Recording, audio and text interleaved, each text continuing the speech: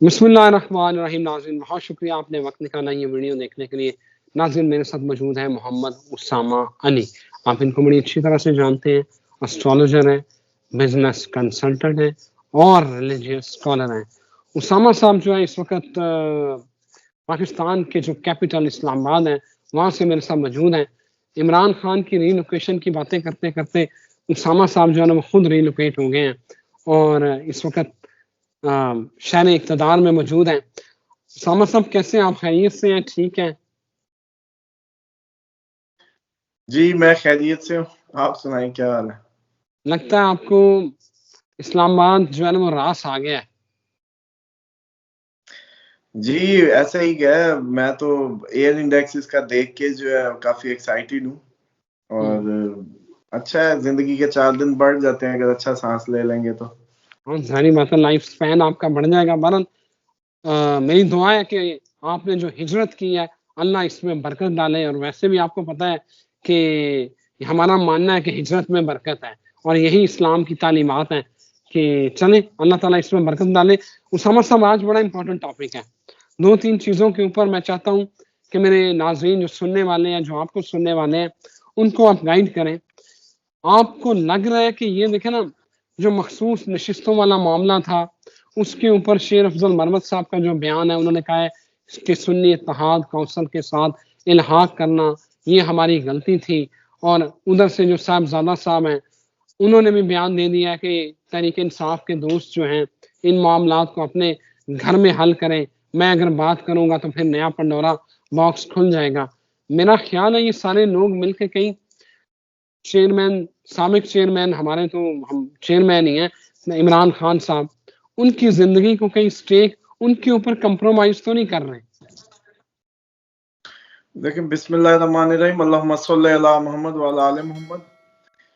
असल बात रिज़वान साहब ये है कि ज़िंदगी मौत तो अल्लाह ताला के पास है, वो एक अलग मामला है। हम सारा दिन डेस्टिनीज़ देखते हैं और ऐसा कुछ होता है कि ज़िंदगी जो है वो तो इंसान अपने खुद मुश्किल के रास्ते चुनता है। उसके अंदर अल्लाह ताला कलेजा रखता है, तो वो फिर उस कलेजे की बिना पे संगलाख रास्ते चुन लेता है। एक आदमी है दिल का नरम होता है, वो कहता है नहीं जी मोटरवे ठीक है।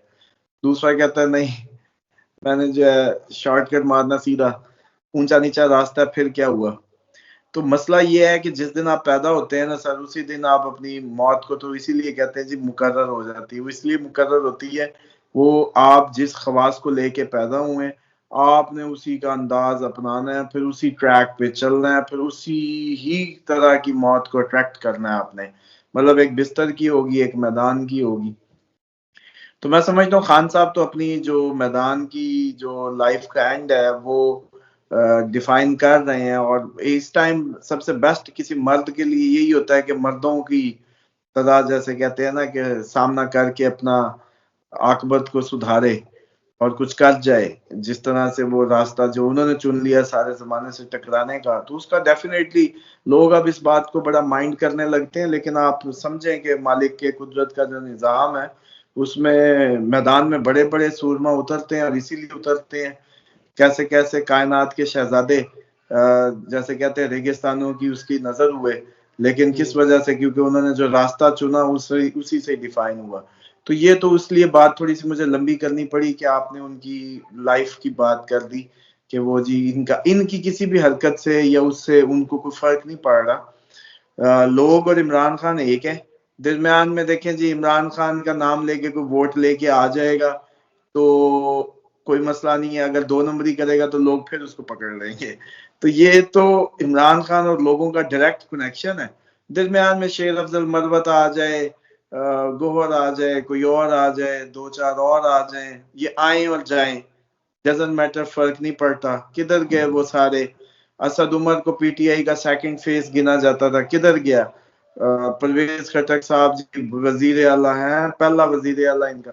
मतलब आप चेक करते जाएँ वो सारे जो अपने आप को समझते थे कि बड़ा भी वही पीटीआई बन गए हैं जैसे। तो वो देखें आज खत्म तो खत्म कहानी। बस खान कह देगा तो है, खान नहीं कहेगा तो नहीं, बस ये तो इस तरह का मैकेनिज़्म है। तो मैं नहीं समझता कि इन सारी चीज़ों से कोई पीटीआई की फॉलोवरशिप को फ़र्क पड़ना है या इमरान खान को कोई फ़र्क पड़ना है। बिल्कुल सही है। उसामा साहब एक और बात बताएं कि आखिर ये इनके मामलात कब ठीक होंगे? क्या आपको पीटीआई का और इमरान खान का जायचा क्या नजर आ रहा है? कब तक ये हालात सुधरेंगे? देखिए, इमरान खान का तो आपको बारहा बताया कि अप्रैल जो है मैक्सिमम है, और जो ये 25 मार्च के बाद भी उनकी प्लानिटरी चांद गिरन जो है उनको काफी पॉजिटिव इम्पैक्ट देने वाला है। और ये जो 5, 6, 7 दिन या जितने भी अब रह गए हैं, 10 दिन लगा लें, तो वो मैं समझता हूँ कि वो बस ऐसे ही इस तरह की एम्बिग्यूटी या वो इस तरह की फैलाई माशरे में नजर आ रही है, वरना इसकी हकीकत से कोई ताल्लुक नहीं है। और इसके बाद इमरान खान अपनी, और उससे क्या चाहते हैं आप यार? मतलब मैं तो कई दफा लोगों के दिमाग की उसकी सोची, इससे ज्यादा क्या चाहते हैं?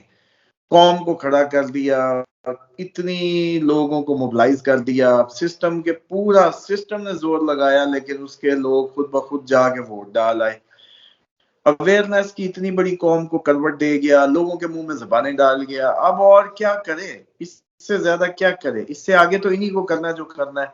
वो तो अब इधर अंदर है या बाहर है, जहां भी आ जाए, फिर भी इन्होंने अपने पाँव पे चलना है ना सर। अवेयरनेस ही दी जाती होती है, कोई अल्लाह माफ करे हर किसी के मुंह में नवाले थोड़ी डालने हैं जाके। उसने उसने तो जो करना था कर दिया, रोल अपना प्ले कर दिया। अब तो वो अपने लास्ट मोमेंट्स को, जैसे कहते हैं ना, डिफाइन कर रहा है, एंजॉय कर रहा है। तो वैसे टेक्निकली अप्रैल, जैसे मैंने बारहा बताया कि अप्रैल जो है वो सारी चीजें काफी हद तक उनकी दुरुस्त करने का, दुरुस्त होने का टाइम होगा।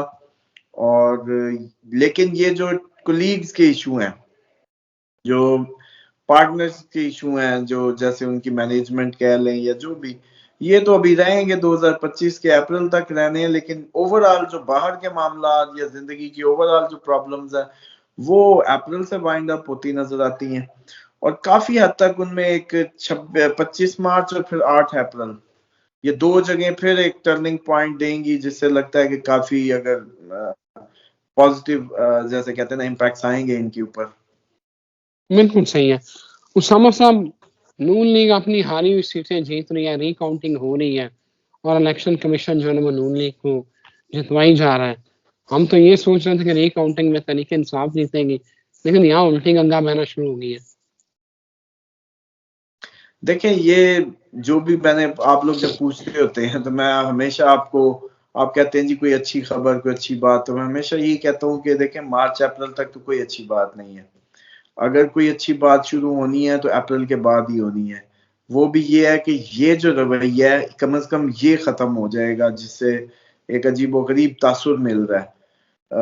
मतलब लॉनेसनेस का, या कोई भी मतलब इसको बना लें।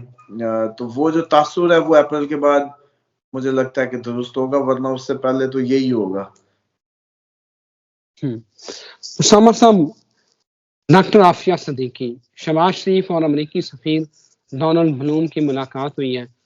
आफिया सदीकी का रहाई का मामला आया है। आपको क्या लग रहा है कि डॉक्टर आफिया सदीकी कभी रिहा हो पाएंगी, या हमारी हुकूमतें ऐसे ही मुतालबे करते रहेंगी, बयान देती रहेंगी और आफिया सदीकी बेचारी वहीं अमरीकी जेल में सड़ती रहेगी? देखिए, वो टेक्निकली तो उसका जो मामला है वो बड़ा कोई हसास नोयत का था डेफिनेटली, वरना एक औरत को इतनी बार सजाए मौत देना और ये सब, तो डेफिनेटली उसके पास कुछ तो ऐसा था कि वो अमेरिका के लिए, जैसे कहते हैं ना, इतनी अहम हो गई। उसको डबल डबल फांसियां और सारी उम्र जिंदगी की, हालांकि 17 साल कैद होती है, अब तो खत्म हो जानी चाहिए थी। मतलब लाइफ टाइम इम्प्रिजमेंट भी 14 साल होती है, तो वो भी खत्म हो सकती थी अगर, मतलब इस तरह पता नहीं क्या की है। लेकिन बहरहाल अगर उस नौयत को देखा जाए तो वो तो नहीं लगता कि वो जब तक अल्लाह माफ करे बिल्कुल खत्म नहीं हो जाती, तो उनको छोड़ा जाए। बाकी ये शहबाज शरीफ साहब ने आपको अपना वो जो इनका पुराना भाई साहब का पहले हुआ करता था अमीरुल मोमिनीन बनने का जो ख्वाब, तो उस तरह की ये थोड़े से टच इन्होंने देने होते हैं, जिससे थोड़ा सा लगे कि ये बड़े भी कोई मुसलमान रहनुमा काइंड ऑफ कुछ हैं। वो तैयब उर्दगान की नकल करते करते जो है ना, इस तरह की अदाएं दिखाते हैं। तो हालांकि हकीकत से कोई ताल्लुक नहीं है, ना इनको अपने लाले पड़े हुए हैं, अपनी मतलब जी हजूरी है। वो आर्मी चीफ को सलूट कर रहे होते हैं उसके बाद वो अमेरिका को आगे से कुछ कहने लगे, ऐसे फजूल बातें। बिल्कुल ठीक है। उसामा साहब, आपने बातें कर रहे थे इमरान खान की रीलोकेशन की, और यही बातें मतलब तरीके इंसाफ से भी निकल रही हैं। अनीमा खान जैसे बात कर रही है कि ये बनी गाला शिफ्ट करना चाह रहे हैं। तो जायचे में ऐसी चीजें आप तो पहले ही बात कर चुके हैं, तो ये मुमकिनात में शामिल है रीलोकेशन अब? जी, 20 अप्रैल से पहले पहले जो मैंने बताया था वो मौजूद थी। जब हमने बताया था उस वक्त तो अलीमा खान को भी नहीं पता था और ये सारे वो भी नहीं थे, लेकिन लोग तो अमूमन फिर वो क्या कहते हैं कंपनी का जैसे कनेक्शंस के इल्जाम लगाने लगते हैं जब इस तरह से प्रेडिक्शंस ठीक होने लगती हैं। हालांकि आपको याद है मैंने आपको बताया था कि रिजवान साहब क्योंकि कैद को हम प्रेडिक्ट नहीं कर पा रहे रिहाई को, तो एक नया तरीका निकाला था कि उनकी हिलजुल को देखें, शायद कोई उससे समझ आए। तो वो एक्सपेक्टेड थी कि 10 मार्च से 20 अप्रैल के दरमियान रीलोकेशन हो। तो अब उस रीलोकेशन के जोर लगे, प्लैनेट्स ने जोर लगाए तो ये बातें निकली ना कि जी चलो चलो। अब वो लेकिन उसमें एक खतरा जरूर है क्योंकि जिसकी वजह से हमने सदकों का भी लोगों को कहा कि वो पॉजिटिव भी हो सकती है, वो नेगेटिव भी हो सकती है। बिल्कुल सही है। तो मुझे एक बात बताएं कि अब आप फिलहाल जो आपकी प्रेडिक्शन है, ये जो हम IMF को यहाँ लेके और बाकी जो इकोनॉमी के हालात हैं उनको देख के कोई पॉजिटिव उम्मीद है, कोई पॉजिटिव चीजें नजर आ रही है कि हमारे कोई हमारी जो इकोनॉमिक फैसिलिटेशन काउंसिल है वो भी बड़ी मेहनत कर रही है सरमायाकारी के हवाले से, तो ये आने वाली जो गर्मियाँ हैं इनमें हमारे हालात और बुरे होने हैं, आवाम का कुछ उम्र निकलना है या कोई रिलीफ मिलेगा? देखिए अब ऐसे तो नहीं हम पहाड़ों में आए कि हमें तो पता है अभी लोड शेडिंग भी आनी है और गर्मी भी अरूज पे होनी है और बाकी मामला भी तेज होंगे। तो बहरहाल असल बात यह है कि कुछ बेहतरी की अभी उम्मीद नहीं है। बेहतरी की उम्मीद उस दिन होगी जिस दिन लोग अपने पाँव पे अपनी जिंदगियों में खड़े हो गए और ये सोचे बगैर कि वो करेगा अपने मामलात को खुद अपनी जिम्मेदारी समझते हुए निभाने के मूड में आ गए। ये जब तक हम एक दूसरे के कंधे देखते रहेंगे और आसरे तकते रहेंगे, कुछ नहीं बदलना, कुछ नहीं होना। और इसी से ये पूरे का पूरा मैं समझता हूँ कि ये जो हमारा एनवायरनमेंट है ये हॉस्टाइल है इस लेजीनेसनेस का। खाने इनसे हजम नहीं होते, पेट के मैदे के मसले हैं, आधी से ज्यादा दुनिया राइजिक पर लगी हुई है। फिर कहते हैं कि जी हमने इनकलाब लाने हैं। घर में तो आपसे 2 कदम उठा नहीं जाता, मोहल्ले में तो किसी के लिए हक के लिए आवाज नहीं उठाई जाती, बेशक साथ वाला वो अपनी बेगम कुट कुट के दूरी कर दे, बच्चे कुछ भी कर दे, आपकी तरफ से कोई नहीं निकलता। गली मोहल्ले में अब कुछ हो जाए तो इंडिविजुअलिज्म का ये आलम है कि कोई अमर बिल मारूफ व नही अनिल मुनकर वैसे इस कौम से खत्म हो गया है। तो ये पता नहीं अब इमरान खान के भी ये सर पता क्यों चढ़े हुए हैं। ये समझते हैं कि भाई इमरान खान कोई जैसे कहते हैं ना कोई जादू की छड़ी हिलाएगा, वो जैसे कोई रिंग में उतरेगा, उस रिंग में उतर के वो कोई पंचिंग शंचिंग करेगा, 2-4 फटके मारेगा किसी को और बस पाकिस्तान में जी दूध की नहरें बहने लगेंगी, वो करेगा। ये कुछ नहीं करेंगे ये सिर्फ और सिर्फ वो जैसे कहते हैं लाइक करेंगे, शेयर करेंगे और डिस्कस करेंगे। जबान से इतनी जबान चलाएंगे कि लगेगा कि भाई बस आज इमरान खान इशारा करे तो ये ऐसी आप देख लीजिएगा कि सूरत हाल वो टेस्टर पे टेस्टर मारी जाएंगे, ये फेसबुक पे जोर लगाई रखेंगे। आखिर में जिस दिन फेसबुक बंद की कहानी खत्म, फिर ये देखेंगे कहां से अपने आप को ऑपरेट करेंगे। बात सिंपल सी है सर, मैंने जब तक ये ना ठानी कि अच्छाई या बुराई, नेकी या बदी, कोई भी मामला मैंने इसलिए अदा करना है क्योंकि मेरे रसूल का हुक्म है। नबी पाक सल्लल्लाहु अलैहि वसल्लम जो कायनात में अल्लाह के बाद हमारे लिए हमारी जानों पे हाकिम है, हमने उनके लिए अच्छा या बुरा करना है, उनके वरना आप एक बात बताएं, आपके कोई गैर मज़ाहिब भी तो चैरिटी देते होंगे, जन्नत में चले जाएंगे, सवाब मिल जाएगा उनको। ये कितना बड़ा क्वेश्चन है।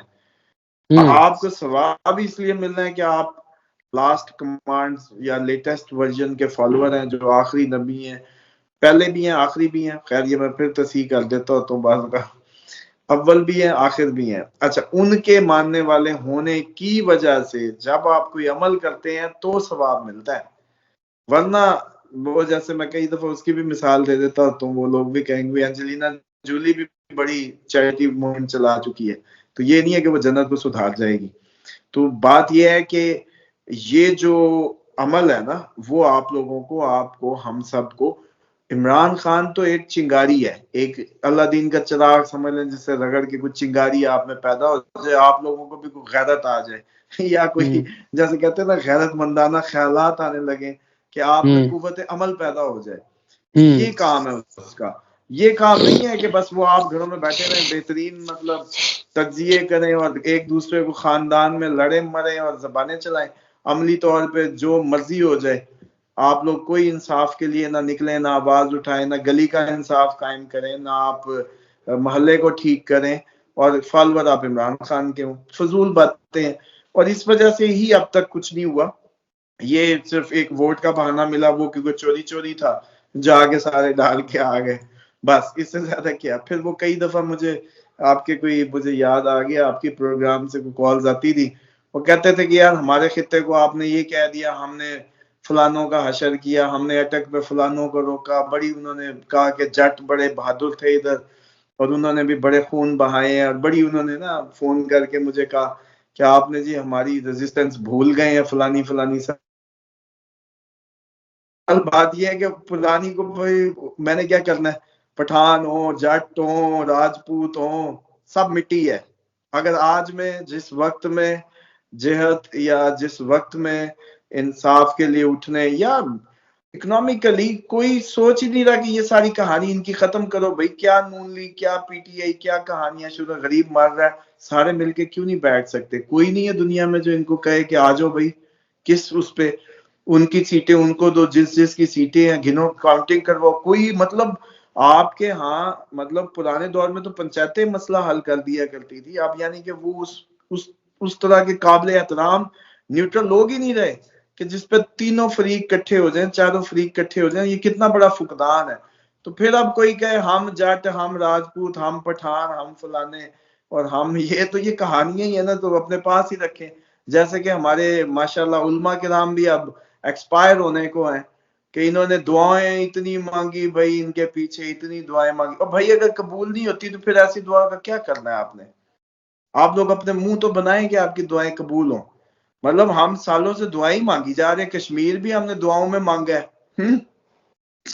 जैसा हमें कश्मीर मिल गया 70 सालों की दुआओं का नतीजा, ऐसे ही हमें जन्नत मिल जाएगी दुआओं से, है। और ये अब इनकलाब भी दुआओं से ही आ जाएगा और हिफाजतें भी हो जाएंगी। फिर बात करो तो कहते हैं जी आप बड़ी सख्त बात कर देते हैं, लोग तो बड़े बेचारे मासूम है।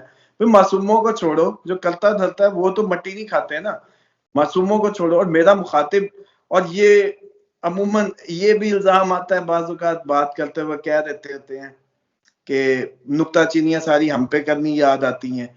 वो इतनी जुर्रत है जिस लेवल पे आके मैं बात कर देता हूँ, या आप खुद विटनेस है कि किन लोगों को कह देता हूँ, उधर ये जुर्रत तो करें मुंह करने की भी। हालांकि हमारी बैकिंग नहीं है कि कल को कोई हमारे लिए कोई सियासी स्कोरिंग हो जाएगी या कोई सियासी पार्टी हमें सपोर्ट कर देगी। अल्लाह और उसके रसूल के जैसे कहते हैं ना, और वो अपने मौला अली के रास्ते पे चलते हुए शुजाअत और उसकी बात, और कोई आसरा नहीं है, सिर्फ उस घर के आसरे के अलावा कोई आसरा नहीं है, लेकिन बात कर देते हैं फिर भी नुक्ताचीनी है। तो मसला तो ये है कि हमारे ये हालात ऐसे थोड़ी बदल रहे हैं, सालों में हमने ये दिन बनाए हैं, कमाए हैं ये दिन जो आज के आए हैं। तो अब डेफिनेटली इतनी जल्दी सब कैसे ठीक कर लेंगे आप? सबसे पहले आपके मुंह बताएंगे, आपके रुख बताएंगे कि आप लोग ठीक होने जा रहे हैं, वो बुनियादें नजर आएंगी कि अब इसके ऊपर बिल्डिंग सही होगी। इस तरह से नहीं होता कि हुकूमत चेंज हो तो आप तुक्कों की तरह जैसे कहते हैं यही पीडीएम थी 16 महीने, ये नई कौन सी मतलब वो ले आएगी पॉलिसियां, और कौन से तरबूज जितने साल को इजाफा कर लिया इन्होंने कि ये जी पिछला जो था ना वो तो खरबूजे जितना दिमाग था, अब हम तरबूज जितना ले आए हैं, ये कुछ कर लेगा पाकिस्तान का। तो आप खुद बताएं ना कौन सा नोबेल प्राइज याफ्ता इनकी कोई उसमें शामिल हो गया। बल्कि आज मैं एक उसका देख रहा था, अपोजिशन लीडर और उनके आजम नजीर तारड़ है मेरा ख्याल है उनका मुकालमा, तो वो अपने मैनेजमेंट की जो अपने बिल्स की बातें करते करते पॉलिटिकल पार्टी को उनको कह रहे हैं आप तो पार्टी नहीं है, आपकी तो कोई पार्टी नहीं है, आप तो मतलब यानी कि आप एक इतनी बड़ी पॉलिटिकल फिगर को पहले जीरो करें, फिर उससे छीने, फिर टेक्निकल बुनियादों पे फारिग करें, फिर उनको चे दिलाएं। तो इसका मतलब है कि पाकिस्तान के वो तो मुखलिस जितने हैं सो हैं, आप भी मुखलिस नहीं है, ना जमहूरियत के साथ ना पाकिस्तान के साथ। उसामा भाई आप क्या बात करते हैं। हमारे वजीर खजाना मोहम्मद औरंगजेब पहले वो हल्फ उठाते हैं, उसके बाद वो अपनी नेशनलिटी के लिए अप्लाई करते हैं। ये तो हमारा हाल है, आप अंदाजा कर लें। ठीक है, एक बंदा पाकिस्तानी नहीं है, वो वफाकी वजीर का हल्फ उठाता है और उसके बाद पाकिस्तानी नेशनलिटी के लिए अप्लाई करता है और वफाकी कबीना उसकी मंजूरी देती है।